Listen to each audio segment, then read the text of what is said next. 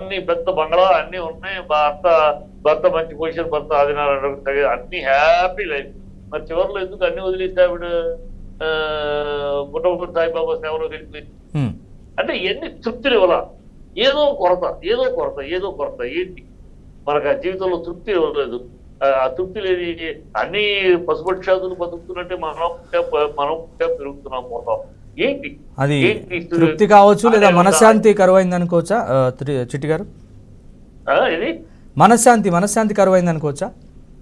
మనశ్శాంతి కాదమ్మా. మనశ్శాంతి అంటే ఇది మనశ్శాంతికి సంబంధించింది కాదు. ఉమ్, ఇది ఆ ప్రశ్న కుట్టడమే ఇక అన్వేషణ ఉమ్, అన్వేషణ అన్వేషణ అన్వేషణ మొదలవుతుంది. ఆ ప్రశ్న ఆ అన్వేషణ మొదలైతే రకరకాల ప్రశ్నలు మెదడులో వస్తూ ఉంటాయి. వాటికి సమాధానం వెతకటమే జీవితం అయిపోతుంది. అదే ఆధ్యాత్మికం. అక్కడే వీళ్ళు వెళ్తూ ఉంటారు. ఎక్కడికి ఏ పెద్ద ఋషి దగ్గరికి వెళ్తే, ఏ హిమాలయాల దగ్గరికి వెళ్తే, ఏ ఋషి ఇప్పుడు వెంకటేష్ ఉన్నాడు. ఇవాళ వెంకటేష్ మనకి రేపు ఇప్పుడు వెంకటేష్ కమ్ముకునే ఆధ్యాత్మిక పూర్తి ఇప్పుడు ఆల్రెడీ ఆధ్యాత్మికంలో ఉంటాడు. పూజ గీజ అంతా ఎప్పుడైనా పరిపూర్ణంగా ఆధ్యాత్మికంలోకి వెళ్ళిపోయినా చెప్పలేము. రజనీకాంత్ ఉన్నాడు, ఋషికేశ్ వెళ్తా ఉంటాడు, హిమాలయాస్కి వెళ్తా ఉంటాడు, మళ్ళీ కమర్షియల్ ఎప్పుడో పరిపూర్ణంగా దాంట్లో దిగిపోయినా చెప్పలేము. సో వాళ్ళకి జీవితంలో రజనీకాంత్ ఉన్నాడు, ఎక్కడ నుంచి ఒక బస్ కండక్టర్ నుంచి వచ్చాను నేను లైఫ్ లో అంటే నేను మాట్లాడిన సందర్భాలు కూడా ఉన్నాయి. ఎక్కడో బస్ కండక్టర్ ఎవడో కూడా మనం గుర్తు తెచ్చుకోవడానికి నానా అవసరం పడుతుంది. రోజు నుంచి వాళ్ళ భగవంతుడు ఇక్కడ ఎక్కడికో తీసుకొచ్చాడు. ఎక్కడికో తీసుకెళ్ళాను నేను.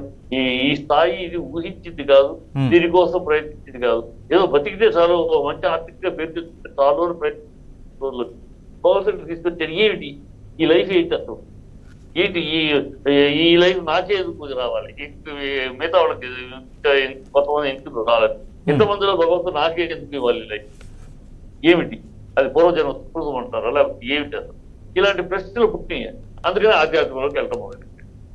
అన్ని ఇప్పుడు రజనీకి దగ్గరికి ఏమీ లేదు, డబ్బు గిప్పు గేట్లకి విలువ లేదు. గేట్లకి పెద్ద విలువ ఇచ్చి పరిస్థితులు లేడు. అన్ని చూస్తే ఇప్పుడు ఏదో మంచి ధర్మము, మంచి మాటలు, మంచి వీటి కోసం తపన పడతారు. అంటే నిష్కల్మషమైన హృదయం కోసం ఎత్తుకున్నాడు రజనీకాంత్ గారు. ఇలాంటి వాళ్ళు చాలా మంది ఉన్నారు. అంటే వాళ్ళకి స్టేజ్ వచ్చేటప్పటికి అందరిలోనూ కనపడే ప్రతి వ్యక్తిలోనూ 100% నిష్కల్మషమైన హృదయాలు కనపడవు. ఆ నిష్కల్మషమైన హృదయాన్ని ఎతకటమే అదే దేవుని వెతుకుతారు. ఆ దేవుని వెతకటంలో వాళ్ళకి ఎప్పుడో చోట జ్ఞానోదయం అవ్వటం, లేకపోతే ఇంకా పొందలేక అలాగే జ్ఞానోదయం పొందక అలాగే జీవితాన్ని సాధించటం జరుగుతూ ఉంటాయి. కొందరికి ఆయుష్ ఉంటుంది, పోరాడుతూ ఉంటారు. ఆ హిమాలయాల్లో మరి వాళ్ళందరూ ఏంటి, ఆ మనుషులు, ఆ స్వామీజీలు ఏంటి, ఆ స్వామీజీలు హిమాలయాలు ఏంటి, ఆ చలిలో బట్ట లేకుండా ఏదో వాళ్ళ జీవితంలో ఏదో కోరిక, ఆ పట్టుదల ఆధ్యాత్మిక సాధించాలి.